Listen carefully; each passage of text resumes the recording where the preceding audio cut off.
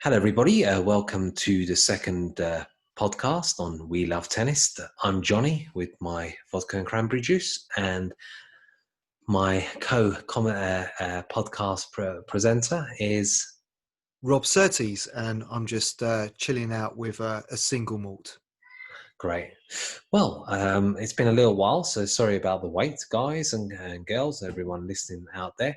But in this period of the season, it tends to be the kind of off season, so there's not too much going on. So me and Rob were scratching our heads thinking, what could we come up with in terms of a podcast for you guys?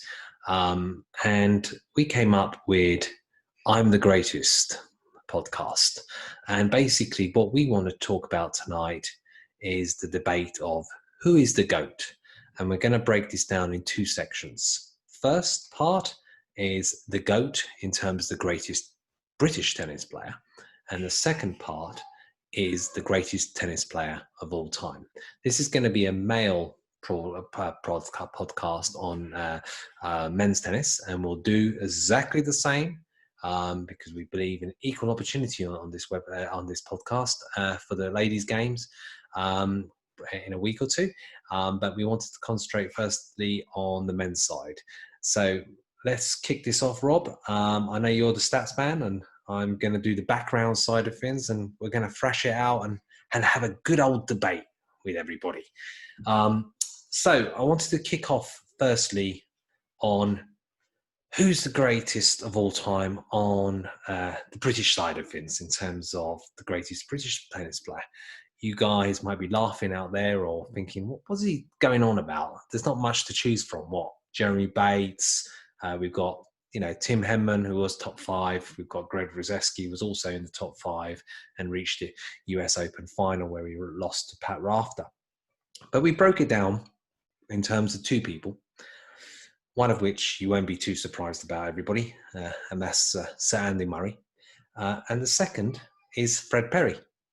And I just wanted to kick off in terms of some of the background on both. So do you think good choices there, Rob, from my point of view, in terms of the greatest of all time on the British men's side? Yeah, absolutely, Johnny. I couldn't agree more. I mean, I know that we said that we would be talking about the women's tennis on another podcast, but if you go by what most people consider to be the top 5 British players of all time, they would have put Andy Murray number 1 and actually Fred Perry number 4 behind a couple of other tennis players on the women's side. Right, so you're talking about the greatest of all time in terms of sexes, period, per se. Let's focus it on the male side, but I think that's a good point. So I just wanted to kick off maybe firstly about Andy Murray. Everybody kind of associates Andy Murray as the brooding Scotsman when he's losing. And then when he's winning behind the great Union Jack in terms of his accomplishments at 2012 and when he won Wimbledon. So it's a great divide, and I think it goes back to that press conference when they talked about the World Cup and the footy, and he kind of jokingly said, well, I'm not supporting the English because I'm Scottish, but it was a joke, and he was around about 18, 19 at the time. I think to those words in effect. So Andy Murray, in terms of my research on this, everybody, was born in Glasgow. He was brought up in Dunblane, which for some of you out there might not know where Dunblane is, but it's a little town in Scotland. See, I'm quarter Scottish, so I'm trying to show my Scottish roots there to everybody. So he and his brother, Jamie Murray, which some of you might have also know of, the tennis player side of things. He's on the men's game on the doubles side and equally accomplished on the doubles side, maybe not to the same extent. But they both got introduced into the world of tennis by his mother, Judy Murray. And I think Judy Murray talks about it at times when on the rainy Scottish days where, let's face it, everybody, you don't go to Scotland for the weather, do you? And there are plenty of rainy days. No offense to any Scots listening out there, but a fact is a fact on the weather side. And they used to come up with some innovating games indoors between the two brothers, and tennis indoors, kind of games around tennis or tennis per se. Where Judy first introduced the brothers into the game. They came from quite a humble background, actually. Judy was married to Willie Murray, who's Andy and Jamie's father.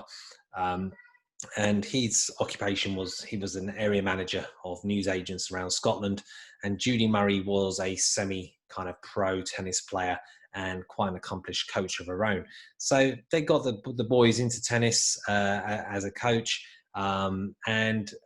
Basically, you know, in terms of Andy Murray's trajectory, it wasn't always plain sailing, everybody. I don't know if you've seen some of the documentaries out there. I don't know if you saw, Rob, when Sue Barker, I think, did a documentary on Andy before Wimbledon. And they revisited the events back in Dunblane. Basically, guys and people listening out there, the Dunblane massacre, which happened around the age of 9 years old, and Andy was actually, and the brothers actually knew the person who did it, and happened at his actual primary school.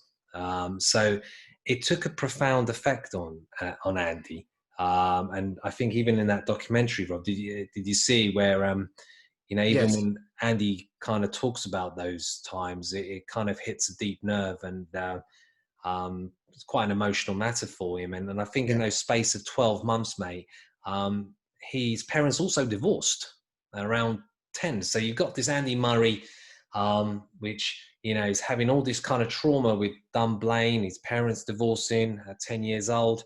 And then you guys might be thinking, you know, what's the relevance here about the you know, the greatest of all time? But I'm just trying to set the context, and a lot of it will be context in terms of background into these great champions, because I thought it's really, really important, because we can do the stats, you know, all day long, but I think some context and some background to them all, I found it fascinating in terms of researching these people. And basically, tennis became Andy's kind of escape to it all, and his love. And he at the age of about 12, he left to go to train in Spain, in Barcelona, where he studied at what's called the Shilia International School, trained by a coach called Palto Alvarez at the Sanchez Castel Academy. So excuse the pronunciations, but I'm trying to get better. But he was an already kind of promising tennis player prodigy in terms of his own rights, and they saw the potential there. I think Judy even talks about the fact that at times in getting him through to some of the tournaments, they took kind of loans out and stuff like that. It was kind of real tough going to get Andy through. And Andy often talks about why he went on to greatness and how Jamie didn't. And some of the reason was he attributed to the fact that he went to Spain and went to areas like Barcelona, Mallorca, where he, you know, I think he played with Rafa in terms of transfer sessions and training sessions, and also knocked up with Carlos Moya, which is another Mallorcan, an ex-world number one. But he comes from quite a sporting background. His granddad, Roy, on the mother's side, was an ex-football player, played for Hibernian up in Scotland. So in terms of background there from Andy, I thought it was quite something in terms of where he came from, this kind of trials and tribulations he went through his life. And anyone out there that hasn't seen the documentary in 2018, I don't know if you have, Rob, resurfacing documentary on Amazon, where he talks about, you know, I think Andy trying to come back after having a hip replacement, and what he puts his body through, and his determination. And I think that determination and his, you know, desire to prove people wrong has taken him throughout his whole life to greatness. And that's why I would argue he is the greatest British tennis player of all time. I think, you know, some of the stats I've got here, he basically finished runner-up 5 times in Australia. You know, he finished that runner-up with French. He's obviously twice Wimbledon champion that we all know. And I think and US Open champion in 2012. And guys, for those of you listening, from a personal point of view, I also did very well out of Andy Murray, supported him. So, but that's another conversation for another time. But his list of records is pretty impressive. And I don't know about you, mate, but I think one of the main things that Andy really holds to heart is his double Olympic gold in 2012 and 2016 when he beat Del Potro in the final in Brazil. And then obviously in Wimbledon after that, Andy Murray's disappointing loss against Federer where he broke down in tears. And I think he said, I'm getting better. Excuse the kind of pronunciation of Andy, but he then went on to play Federer again. And this time, he won. Did GB great, and he won in straight sets.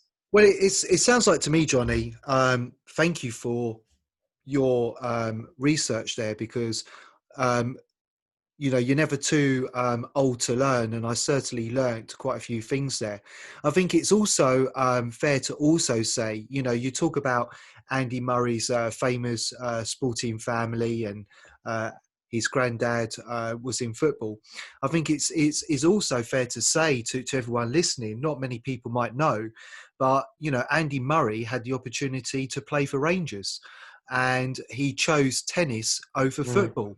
So, if it wasn't for Andy Murray to decide to play tennis, in fact, we still probably be talking today about the greats of Fred Perry, with nothing really to show for British tennis, and be questioning where is British tennis going. With Andy Murray, we were able to see some Grand Slam wins, and the biggest Grand Slam of all, in my opinion, being Wimbledon. He was able to be successful at Wimbledon, which was an amazing achievement for any tennis player. But the fact he chose tennis over football, thank you, Andy, because you've really put Britain on the map when it came to tennis. I think it was also interesting as well, Johnny. We talk about Andy Murray having won the US Open final, which again was a great achievement, top Grand Slam. I remember. But I don't know if you know that he actually won the Junior US Open in 2004. So he's actually achieved it as a junior and as an adult. Well, yeah, I actually didn't know that precisely, Rob. So thanks for that.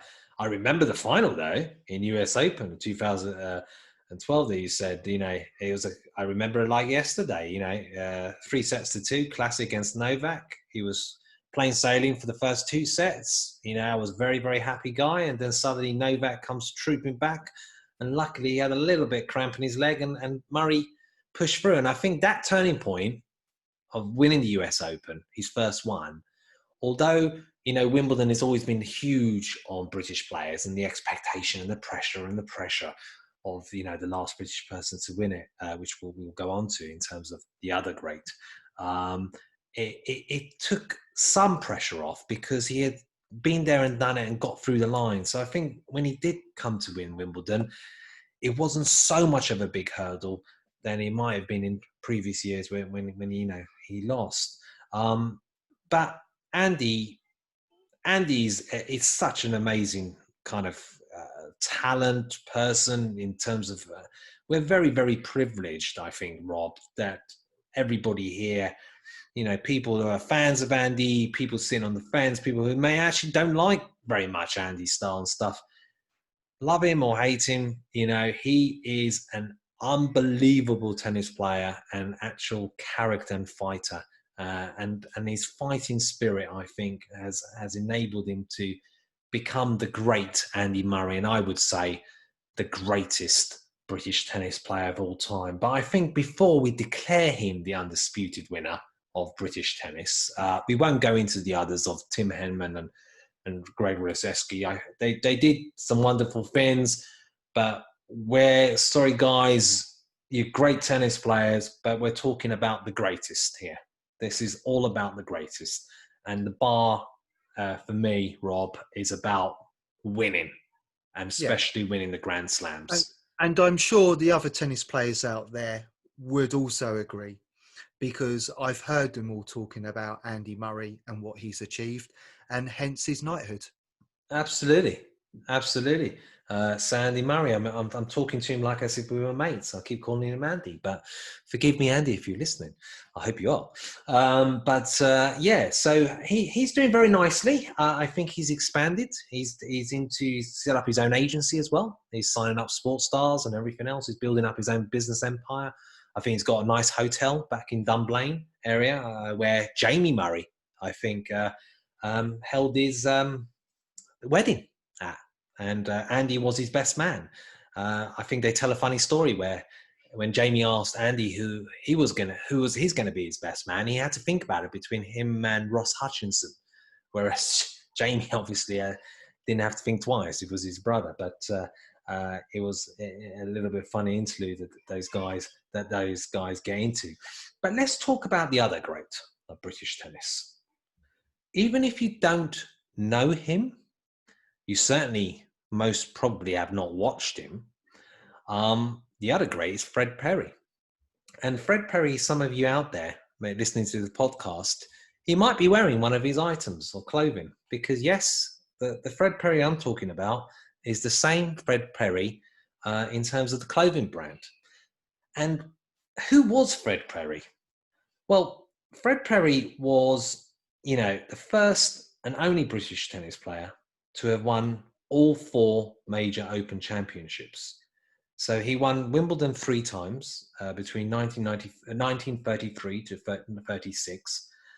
And he was basically the reference point to every single Wimbledon thereafter. Because yes, guys and girls listening, he was the last British tennis player to have won Wimbledon until Andy Murray won 77 years later in 2013. So Fred Perry basically came from humble beginnings. He was born in Stockport, Cheshire.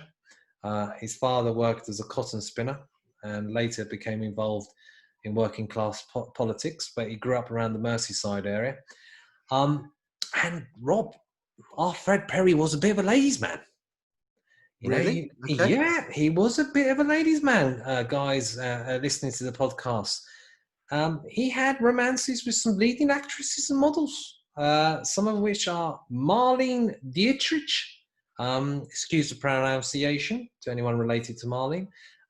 He became very friendly with Charlie Chaplin, and although he wasn't having an affair with Charlie Chaplin, he was a celebrity type tennis player. He's probably one of the first of his kind.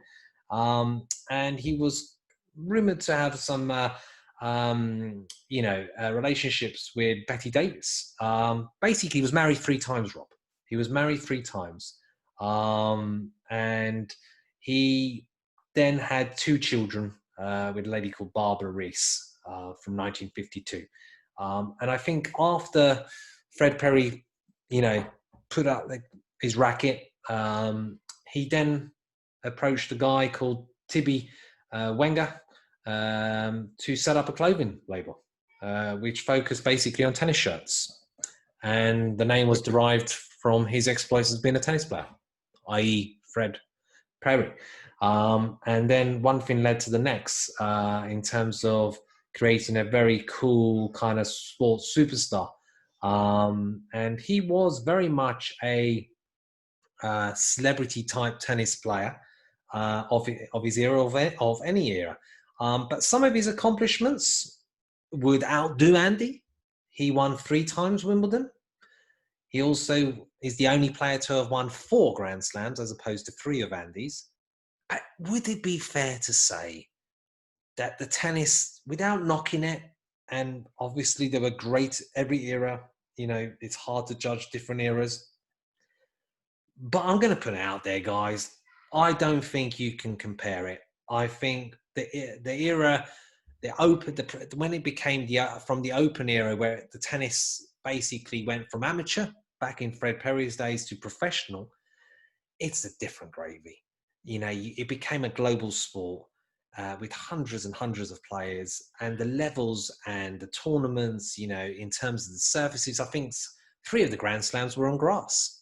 You know, Yeah. so it's a complete different story. So I would argue, although Fred Perry, you know, has maybe statistically more Grand Slams and has won more Grand Slams in terms of Wimbledon, Andy Murray overall, in terms not only his final appearances, but also becoming world number one, where, you know, he did his body so much damage in becoming world number one. You know, he partly blames that to the troubles he had with his hip.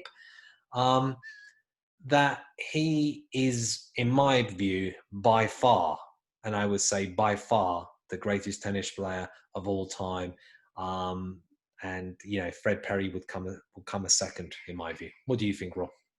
Yeah, absolutely. I mean, I've read quite a bit about Fred Perry and concur with everything that you said, Johnny. I think no disrespect to everything that Fred Perry achieved in his lifetime, but tennis was a very different sport Mm. 77 years ago. Well, it was longer than that now, based on, when Andy Murray won his first title. We often said it, they're super athletes today, super athletes. I know that racket technology and various other factors like fitness and diets will all come into it as well. But the fact is, these players, it's just astonishing how they can keep going for, sometimes 5 hours, 6 hours non-stop. So yes, I think, it was a long time coming. And maybe Johnny, one day, Andy Murray will have his own, clothes brand, just like Fred Perry did. I think it's a great point. I mean, he's quite an entrepreneur himself, so it wouldn't surprise me. Maybe he would go down the lines of Roger Federer. He's got RF as a logo. Maybe it'd be AM. I don't know. There's better people out there than me in terms of brand, but it would not surprise me. His accomplishments definitely tell you that, because I do him injustice. I mean, he basically has been runner-up in every single Grand Slam, even runner-up in French 2016. You know, 5 times runner-up Australia. You know, US Open runner-up as well, and Yeah, champion. So, and double Olympic champion. So, you know, I think he's the only tennis player to have won the Olympic Games twice. So, yeah, Andy Murray, I congratulate you. I know you've had BBC Sports Personality Award as well. I think a record, maybe 3 or 4 times to your portfolio in terms of your biography to date. But you're going to have another one. You're going to have Rob's and Johnny's podcast award of greatest yeah. tennis player for Britain is Andy Murray. Andy Murray. So I think we're agreed there. There's nothing contentious on that one. So shall we do it? Shall we do Yeah, the greats? I yeah, am the greatest in terms of the greatest, the GOAT, the GOAT, in terms of the greatest player of all time. So I'm going to set the background scene to our first contender, because let's face it, Rob, it can only be boiled down, and I've made the shortlist the following. I don't know if you're going to agree with this or not, but I think the well, following go on. people are listed: Rafael Nadal, Roger Federer, Novak Djokovic, Pete Sampras, and I know I'm biased, and I had to get him in there, and I'm Let going to me just guess. Agassi? yes, Agassi, Agassi. Well, Well, he that has was won all of them. yeah, that's true, and I had to get him in there, and I'm going to fight my corner on that one, and why he's in there. Because we've left out some big uns like Borg and McEnroe, you know, and Laver that everybody talks Yes. about. Another one. So let's start off, guys, with the first one: the Spanish Bull, Rafael Nadal. So I think most of you have followed Nadal by now will know that he comes from one of the Balearic Islands, Mallorca, and he still lives there. And he's coached by Carlos Moya now. He used to be coached by Uncle Tony. Carlos Moya, for anyone who may not, maybe in their early 20s, might not know of Carlos, but he was a former world number 1 and French Open champion. But Rafael Nadal, basically, he started life coaching under Tony, which was he was a tennis coach. And I think Tony took more interest in Rafa when he started to at the age of 8. He won an under-12 regional tennis championships. And I think at that point, Tony thought he might have something here and started to step up his training program. You know, for anyone who's followed the Uncle Tony coaching ethos with Rafa knows that he was a hard taskmaster. He wanted to make sure that Rafa was incredibly disciplined and really put his through the paces. But when he was just 19 years old, Rafa won the French Open for the first time. He competed in the tournament and he reached the world ranking of number 3 and basically won 11 singles titles that year. So that's where he was soon dubbed the King of Clay, which we all know now after winning 14 French Grand Slams, which is just quite incredible. But again, a bit like Andy, his career hasn't always been a one-way steam train. He's had setbacks. He's had lots of injuries to his knees, his wrist, his back. I think, I don't know if you remember, mate, when he had to he not pull out, but he was very laboured when he lost to Stan Wawrinka in the Australian Open.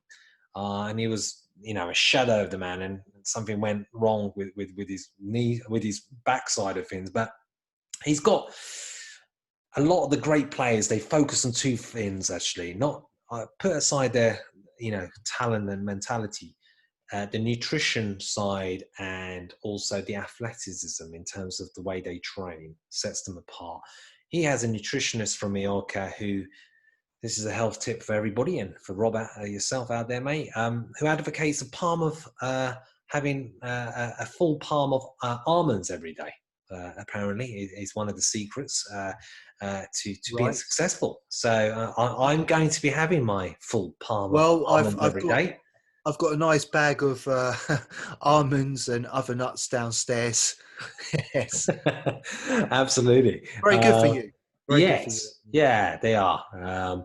So he basically comes from quite a wealthy background, not wealthy like, multi-millionaire, but very well-to-do kind of successful background. His father was an entrepreneur, Sebastian. He had many businesses in insurance, glass, windows, you name it, with a restaurant as well that I think Rafa says is one of his favourites on Mallorca because of the ocean view. But he also comes from a sporting background a bit like Andy, in which his uncle, Miguel, played for Real Madrid as a defender and also played for Spain in the World Cup. Yeah, and wasn't Rafa, and I'm sure you're going to get onto it, but wasn't the great Rafa, prone like Andy Murray for football at one point? Excellent point. It seems like, unlike footballers which struggle with tennis, our tennis players don't struggle with the game of football at all. It's both of our greats. Obviously, we're talking now the greatest in the big three, and also the other ones that we mentioned. But Nadal, yes, absolutely. He could have been a football player, a bit like his uncle, but decided to go down the path of tennis, which I think, it's fair to say, was the right decision for everybody listening out there. I don't think too many people will be disappointed that Rafa chose tennis over football with the greatness that he's achieved. But he's a very family guy, mate. As we all know, if anyone's been watching Rafa, whenever you see him in his matches, he's got an entourage of his family. His sister, which he's incredibly close to, and his mum and dad, and also his childhood sweetheart, who he's been dating since 15. And I think they only recently got married, maybe last year. I think something like that. But a bit like, maybe I didn't mention it, but Andy's, I think I did, Andy's parents who divorced, his parents split up in 2009 and caused a bit of a downward trajectory on Rafa, who been such a family person and quite a sensitive person. I think his mum talks about in my research that amongst everything that Rafa portrays, real sense of masculinity, this kind of specimen of a person and athleticism, he doesn't like to sleep in the dark and had to have a TV on, apparently. Right. Okay. So yeah, for all you guys and girls out there, that's a quirky Rafa point. for you. And I think As he's a bought. man after my own heart. I don't drink Yeah. in the dark, but I have to say he's my wife's favourite out of the big three. Not being biased or anything, being that she's Spanish, but yes, she's told me many a point about how Spain feel about Rafa. He's their uh, top top person in their country. Well, he's carried the flag on the Olympics, and I think he's up there. Well, in my opinion, he's the Yeah. greatest ever Spaniard sporting person. Now, hit me some stats, Rob, for the argument that Rafael Nadal is the greatest. Well, it's so hard when you sort of compare the stats between Federer, Nadal, and Novak. If we're just talking about the three current greatest tennis players, and of course, in your big five, Johnny, it's going to be interesting to see how these compare and relate to Agassi as well. And Pete Sampras. So if we just take Nadal, for instance, it's easy to say, and everyone out there is going to be going, well, we all know what Nadal's surface is. Nadal's surface is clay. That's where Nadal has been the best of the best. He's the king of clay. Undoubtedly, Nadal has had 13 victories on clay in terms of the Grand Slams. But Nadal's also won the US Open 4 times. He's also won the Australian, and he's also won Wimbledon twice. And of course, the biggest achievement for Nadal this year was equalising that 20 Grand Slam result to tie himself with Federer. As we go on, just like Federer, but unfortunately not for Novak, Nadal does have an Olympic gold. Nadal also has an Olympic gold when it comes to the doubles title. And at the same time, he's won the Davis Cup 5 times. And in terms of all-round ATP titles, he does have an impressive 86. Now, how does that actually compare with the other two players of his kind of era? Novak currently is sitting on 81 ATP titles, which of course, guys, does include the Grand Slams. So Nadal is on 86, but Federer, and we talk about Federer as being, the greatest tennis player of all time. But of course, that's now going to be quite challenged. It's going to be challenged and rifled, certainly by Nadal and Novak still playing. Federer has 103 ATP titles. But just sticking with Nadal, he also has 36. I correct myself, 35 Masters 1000 titles. So quite impressive. I could go on to discuss how does that actually compare with finals against the big two. So let me just bring, some idea to where Nadal sits with the other three. I found it really interesting to see that if we just take his greatest rival, who is Nadal's greatest rival? Everybody has always said that Nadal's greatest rival is actually Federer. It's, well, I know, Johnny, you would say somebody else, but reading and looking at history, they said, one of Nadal's greatest rivals was Federer. And if you look at, in terms of what they've actually both achieved, they've played 40 matches.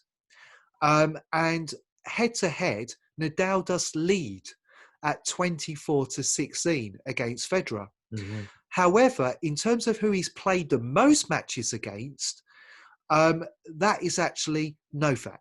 Mm-hmm. He's played 56 matches against Novak. But I think when, we talk about what the analysts and what other, tennis presenters have always spoken about as being the great rivalry between Nadal and Federer.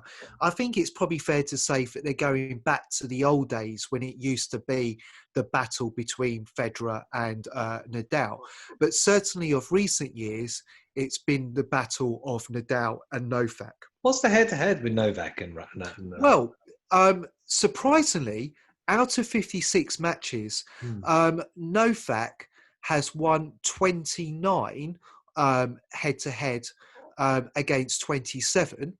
very However, if you talked about all finals, Johnny, all finals that they've been in, Novak just has a slight edge on Nadal at 15 finals to 12.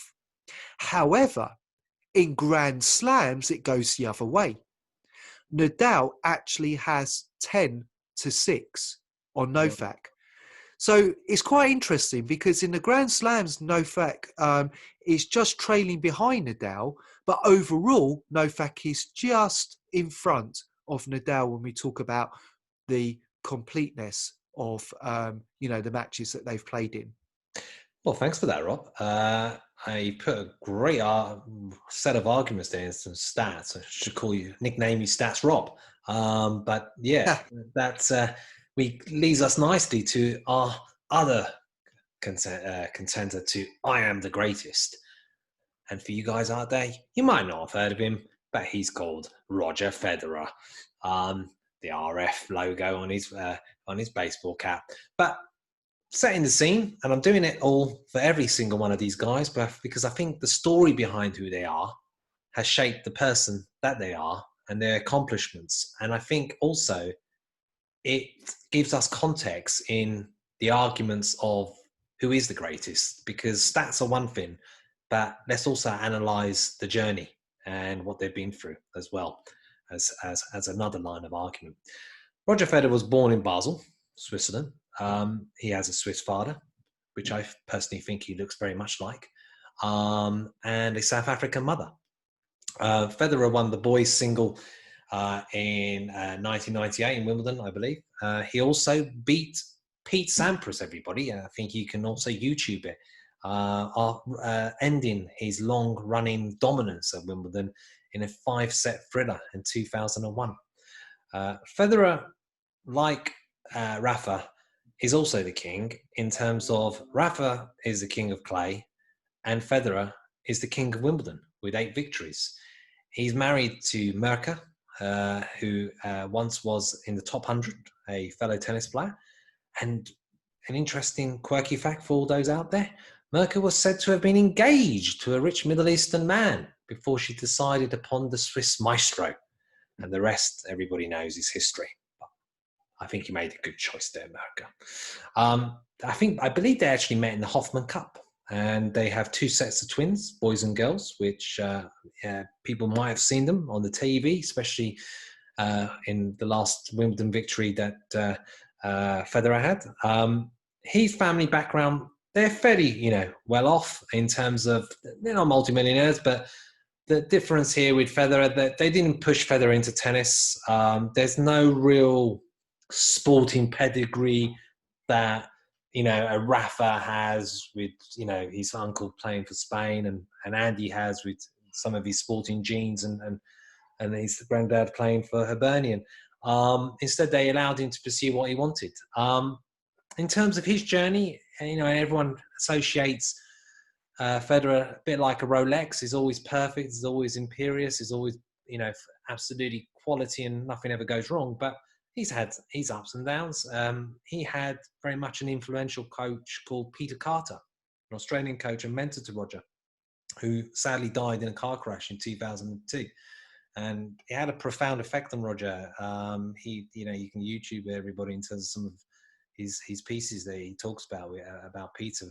And it really does, it's quite a profound moment in terms of the emotional effect he had on him. Roger's idols were Stefan Edberg, in particular, who once coached for a period of time Roger.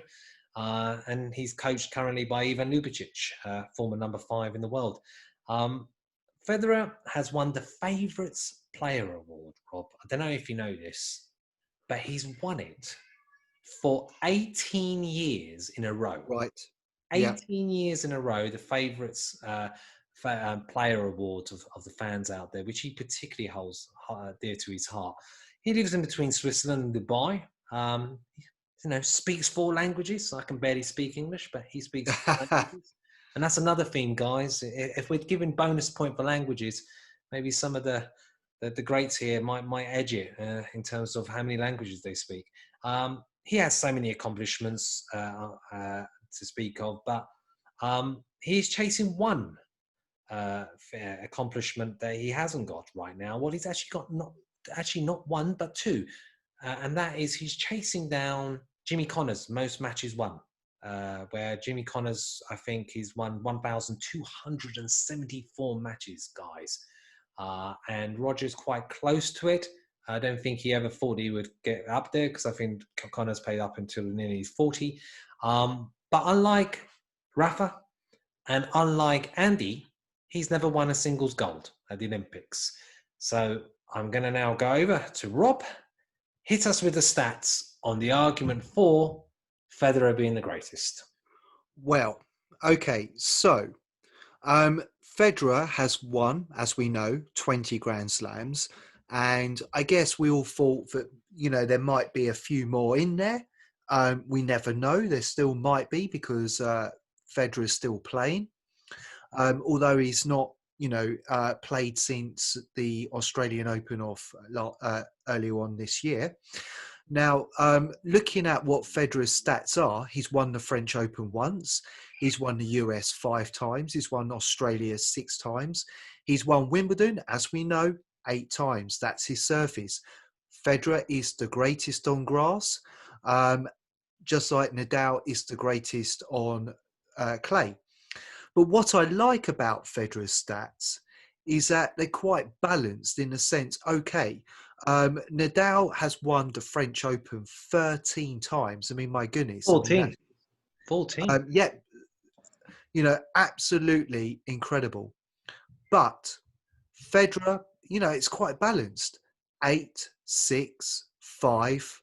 There were a lot of good wins in many of the tournaments.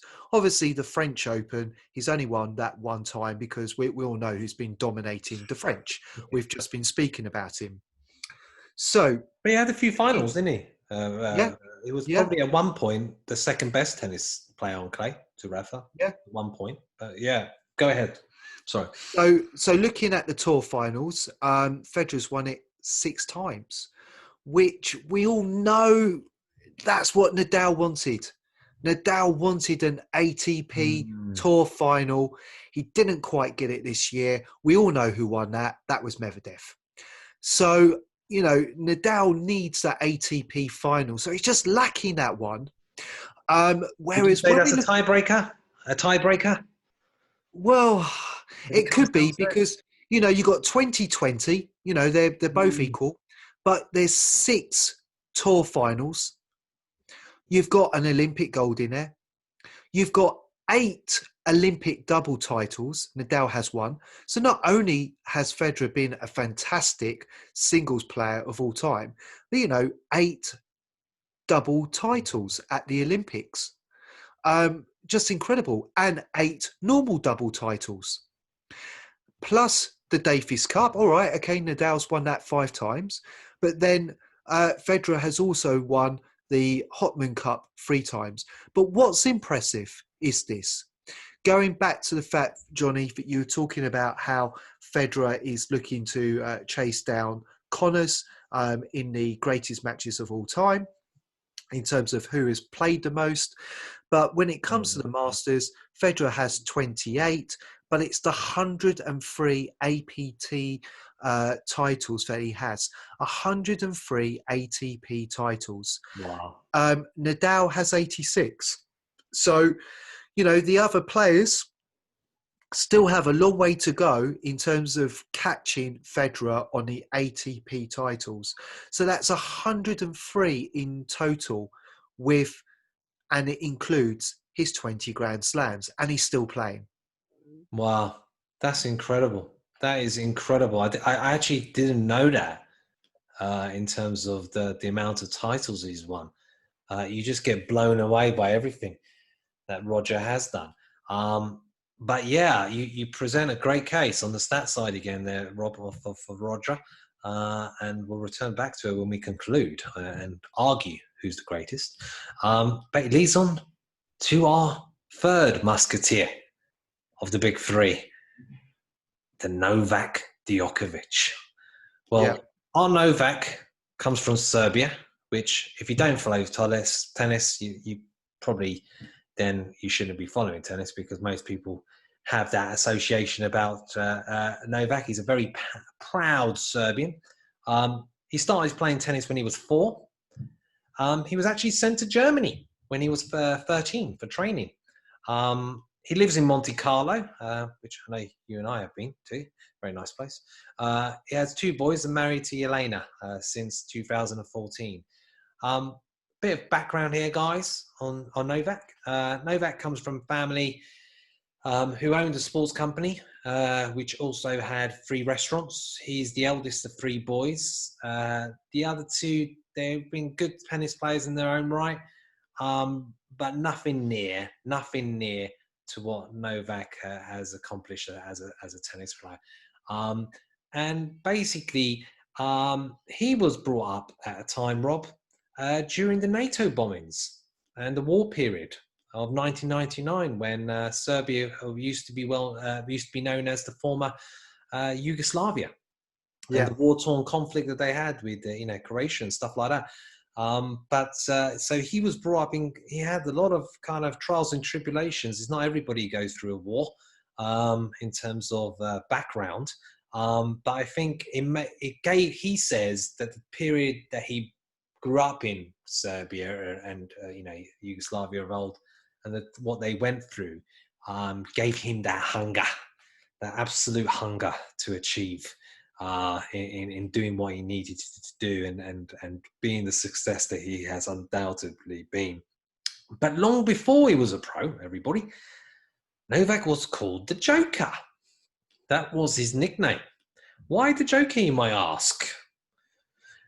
Basically, he used to make impression of his fellow pros, and he used to be rather good at it until he realised that he was a serious player, and he knuckled down and became the raging gladiatorial Novak that we all know, ripping his t-shirt, crying a war cry when he's winning a Grand Slam or a major tournament.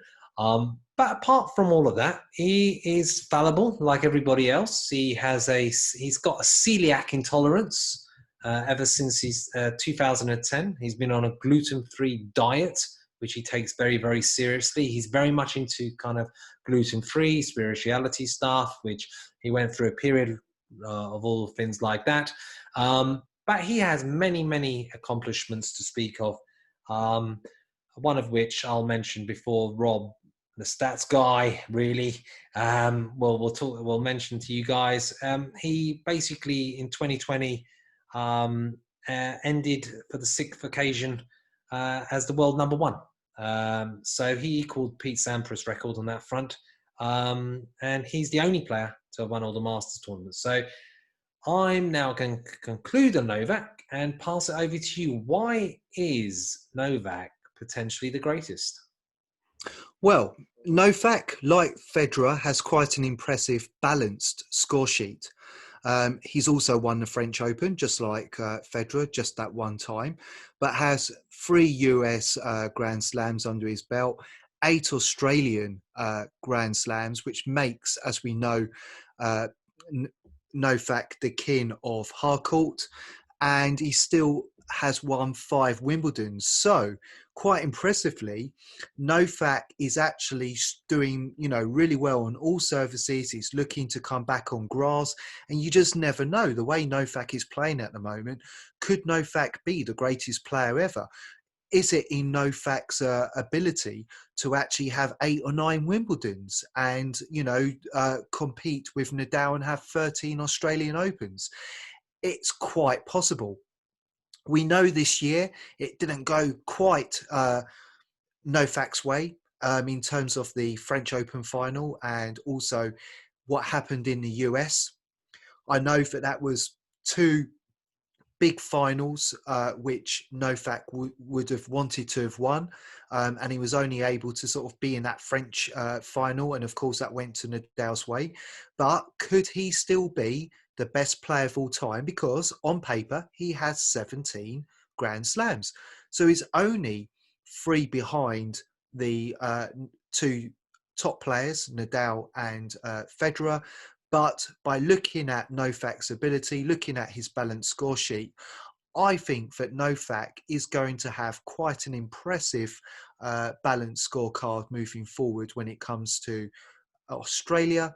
And I do believe that Novak's probably going to win quite a few more Wimbledons. When we look at the other titles, let's not kid. Just like Federer, he's won 5 tour finals. 5. He's also won the Davis Cup, but he doesn't have the Olympic gold. So I know Novak wants that Olympic gold.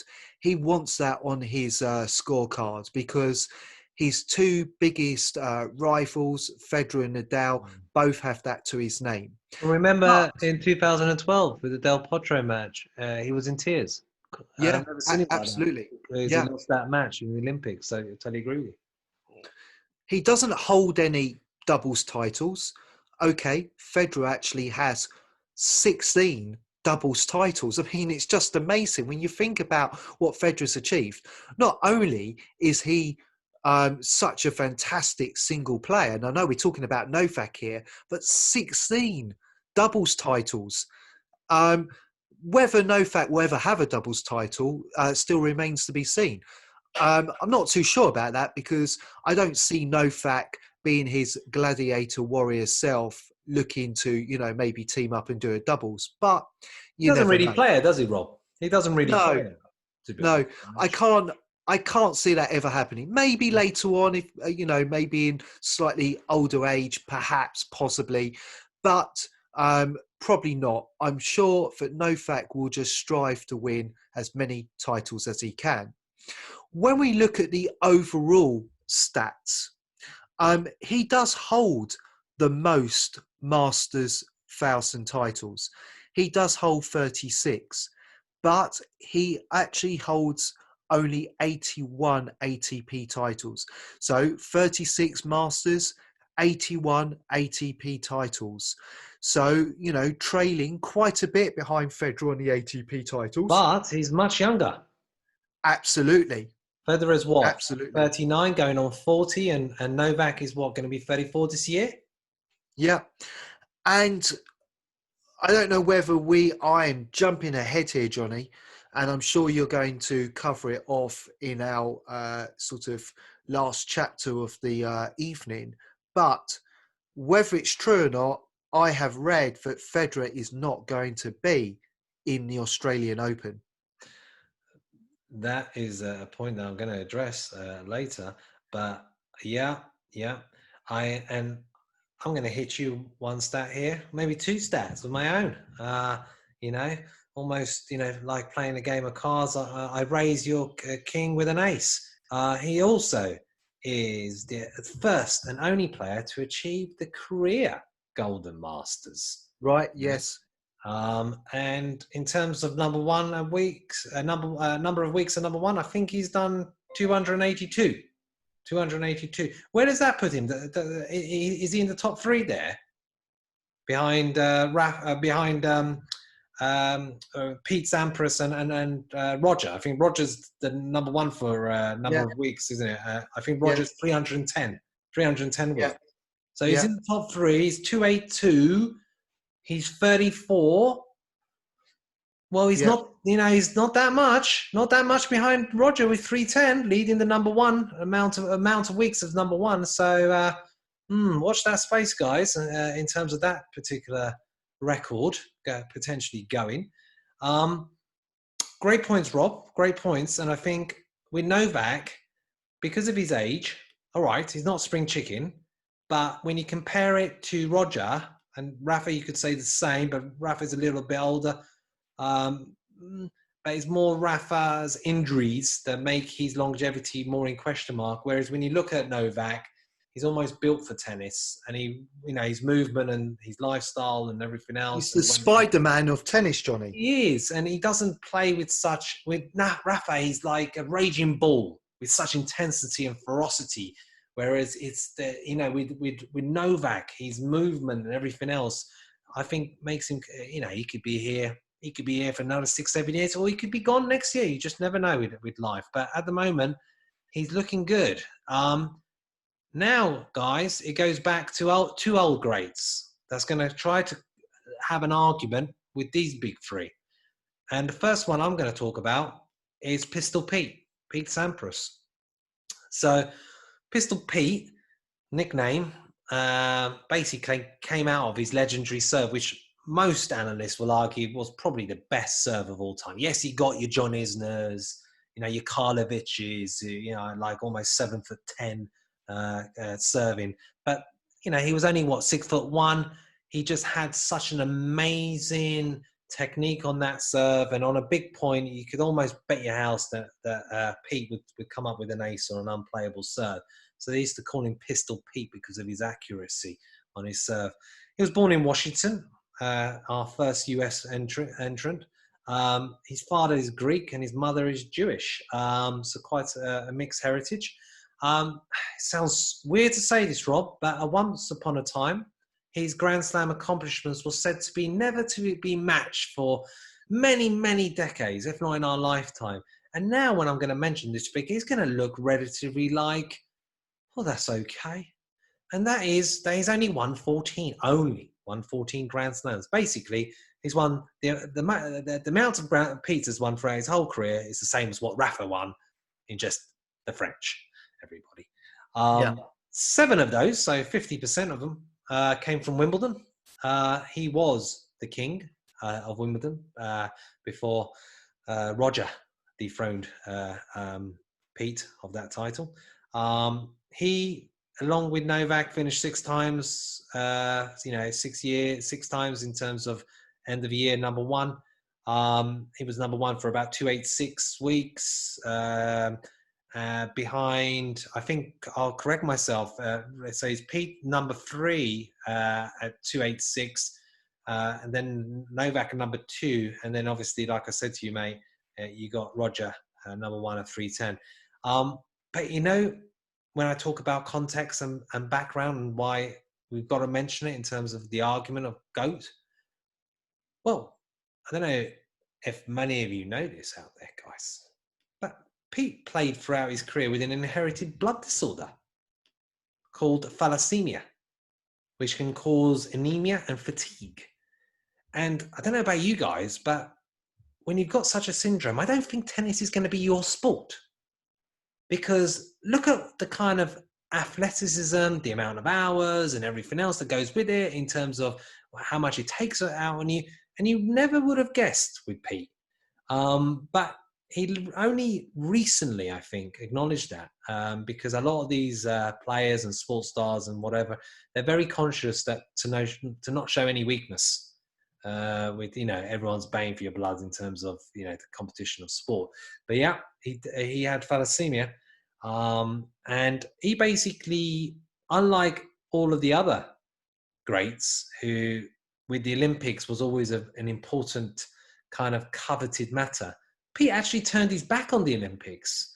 Back then, it wasn't so much of a big deal. There has now been, especially with everybody now making it an absolute, imperative behind the Grand Slams and the end of Tour World Championships to go to the Olympics. But he turned his back on it. And I think as time has gone on, he now regrets that, especially seeing everybody else and what it means to him.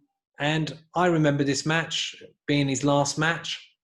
I remember it because being a big Agassi fan, which I'm going to go on to our next contender, guys, and everybody listening out there, he basically had his last match at the US Open against Andre Agassi in 2003, and that's when he called it a day and finished the number 14 on 14 Grand Slams. And I don't think at that point did he feel like in the space of less than 17 years, you're going to have three players to completely overtake his hole.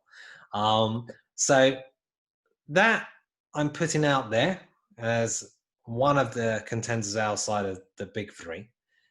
Our last one, and it is a fan's favorite in terms of myself, is Andre Agassi. And people might say, how can you even mention Agassi when you don't even mention Laver, you don't mention McEnroe, you don't mention Borg, you don't mention Connors? Well, I'm going to give you some context why I think he's in the argument, and I'm going to hit you with it. Agassi was born in Las Vegas, in which he still lives. His mother was American. He's American, rather, still alive. And his father is Iranian American.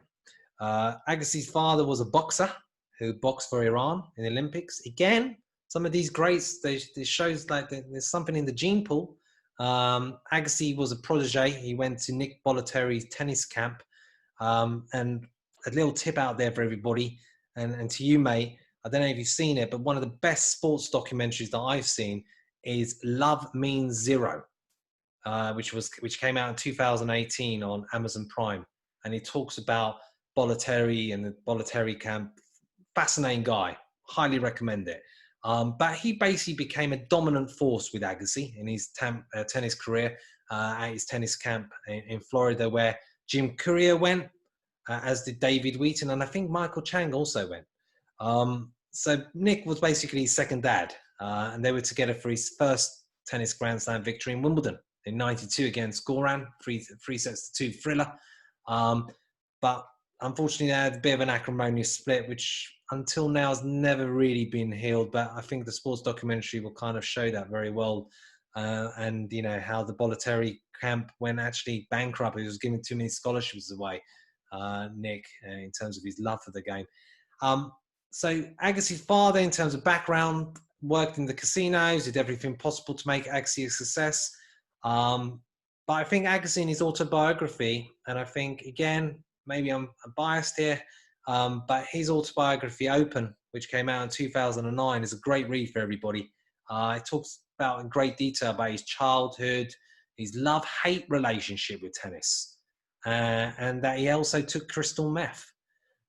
So unlike all the other tennis players who have a genuine, absolute love for the game, and I think because his dad was such a pushy parent and was just pushing him non-stop into the game of tennis, it as a rebellious, kind of flamboyant Agassi, please YouTube him, you see the fancy shawls, the crazy kind of hairstyle.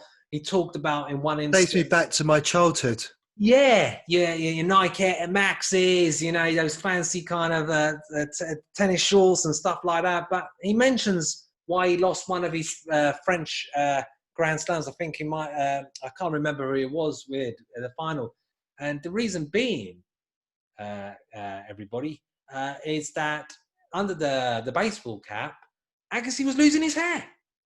He was losing his hair, and he actually had staples in his long hair to keep it all in place under his baseball cap. And he was more worried about the baseball cap coming off and his whole hair coming apart than he was actually winning the French Grand Slam. And that just shows some of the stuff that was going through his head in terms of he was one of the most kind of flamboyant and kind of glamour boy of tennis. He dated Brooke Shields, he dated Barbara Streisand. He's also, and I've got to mention it, he's married to a certain Steffi Graf, who we're going to have definitely on our podcast in terms of I am the greatest on the female side. So what tennis genes there, Rob? Can you imagine it? You got Steffi Graf on the one side and you got Andre Agassi on the other side. Yeah. And they've been married since 2001. They've got 2 boys. Do you think they're both in tennis? Well, are they? No. Yeah. No, they're not. And you just goes to show you can't manufacture these things. The reason being, Agassi didn't want to push his children into tennis like his dad did, and instead, his eldest is playing at a high level in baseball. So he's still doing the sports side, but just not in tennis. So I'm going to hit you some stats on this one. in terms because it's like I said, I followed Agassi most of my life. When I was trying to once become a player in my own right before sadly reality hit in, he only won a paltry 8 Grand Slams. And before Robert rips my argument apart, he also won the end of year ATP tennis championships. He won gold at the Olympics in '96, was number 1 in the world, won 17 Masters tournaments, and won 3 Davis Cups. And he holds a stat that is still testimony to time, and that he has the most hard-court second serve return points of 56%. His career spanned from 1986 to 2006, and he spent 101 weeks at number 1. And in 2003, everybody, he was the oldest number 1 back then. Along the way, he basically, at 33 in 2003, was the oldest number 1 until, the guys have now changed all that.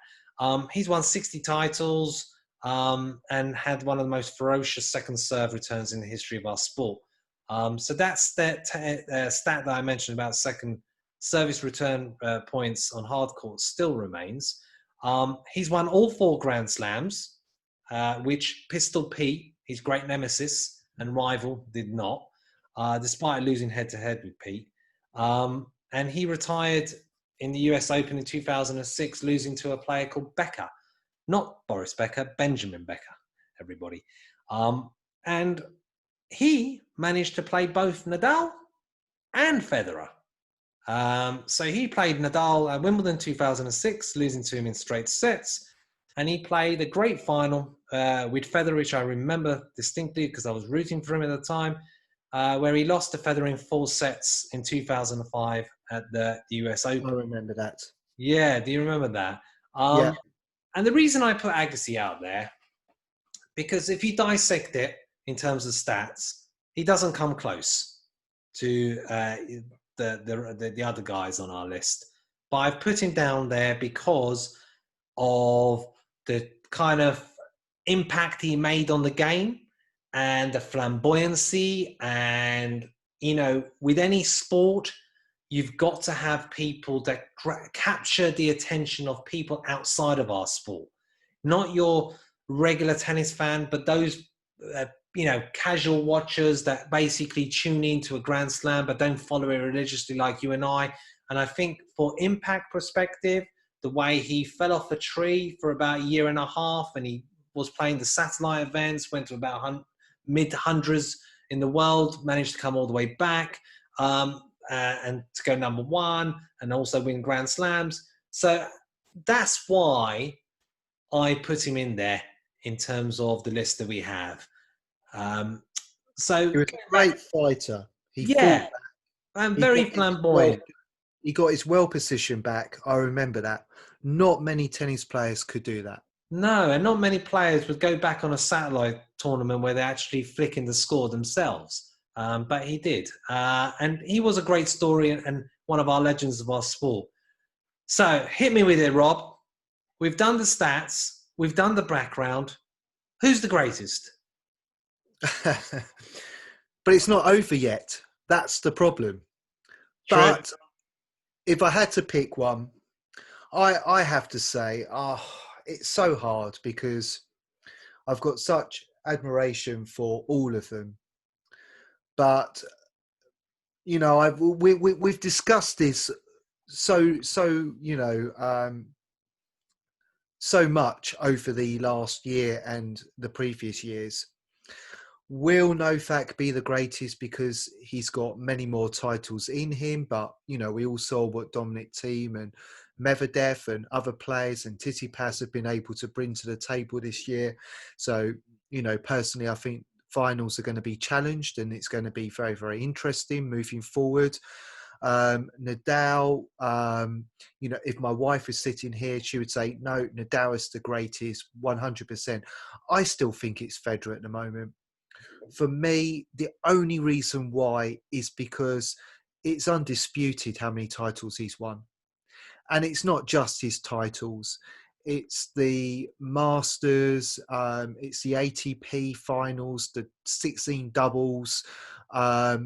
It's, I mean, all of them are great, but at the moment, Federer on paper has a more impressive scorecard. But at the same time, I've always loved Federer's play. I've loved the beautiful tennis that he plays, how flamboyant it is. He's almost like ballet when you watch Federer Yeah. play tennis. I love Nadal for what he brings to the tennis courts, but I want to see more of Nadal in the US Open. I want to see Nadal challenging that. I want to see Nadal, winning a few more Wimbledons. But when you just look at what Federer has achieved across the scorecard, he has won all of those tournaments, and he's won many times in the big 3 out of 4. And that's where Novak is coming close, because he's also doing the same thing, but he hasn't quite won as many titles as Federer. Will he win the Australian Open this year? I think, he's got a fantastic chance now with Federer not being able to play. So, I'm sure we're going to say what we think is going to happen in our next podcast, but I'm already rooting for, I think the Australian Open is going to be a close one, but I think Novak's going to get that one. So that's going to put him on 18. So I still say Federer at the moment, but I like Agassi for what he's achieved.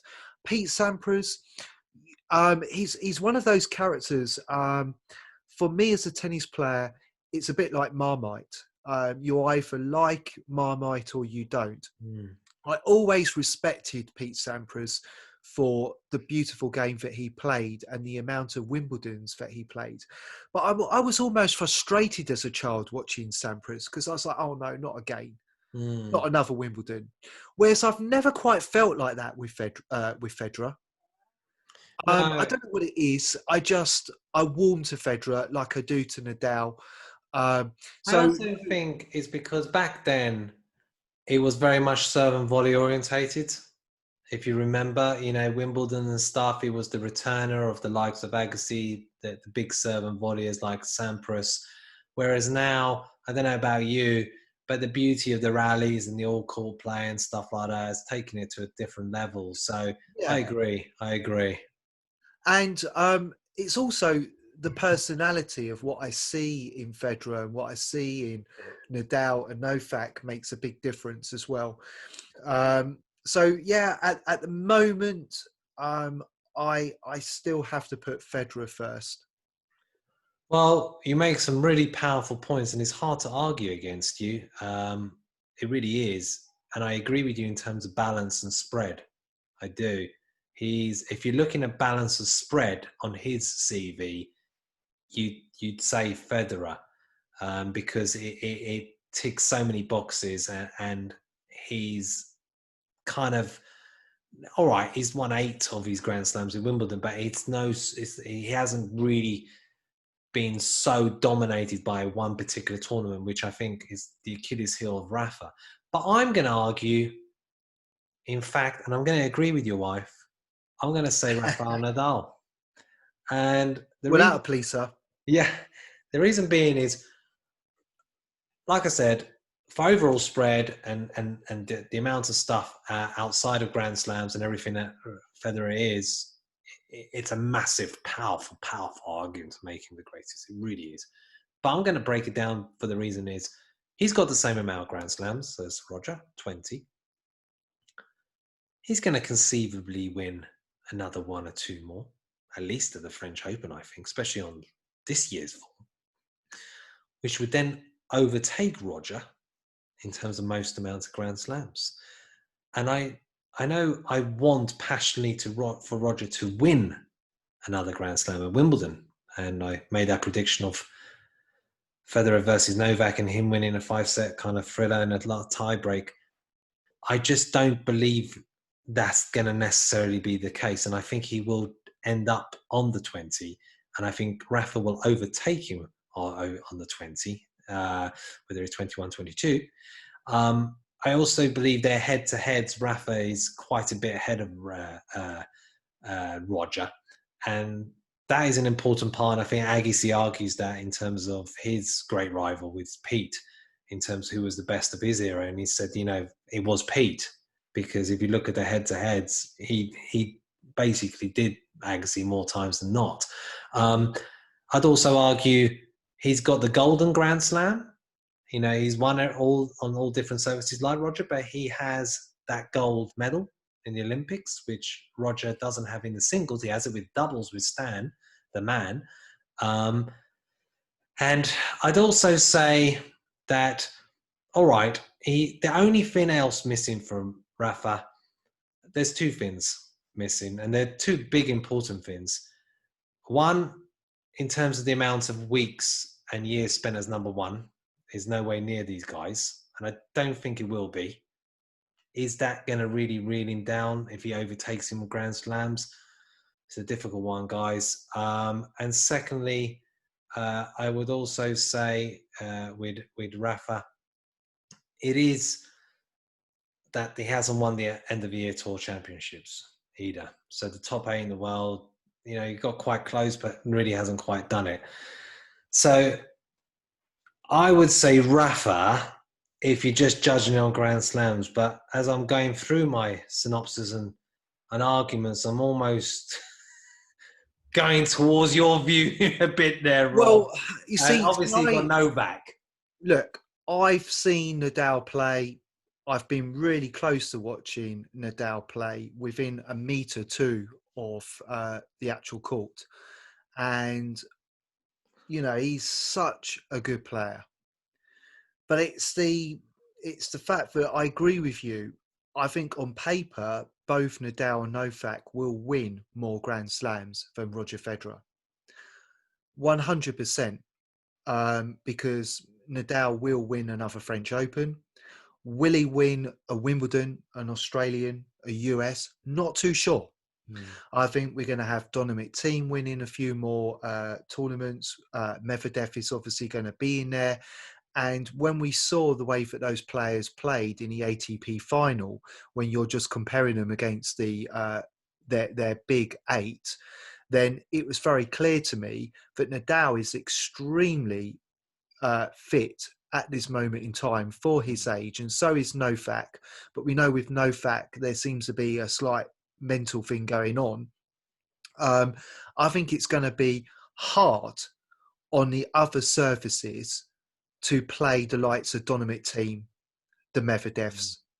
And I think that's when Nadal is going to struggle a little bit this year. But I absolutely feel he will have in the bag the French Open. Novak, however, he has that ability to be the greatest of all time because in theory, he's only 3 behind, yet he has proven, like Federer, to have won ATP finals. He has won Grand Slams on all surfaces.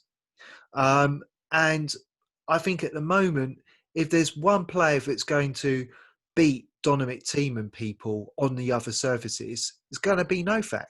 So I know where I'm going to put my money for the Australian Open. I just know it. And that's why I can't underestimate what Novak can bring to the table.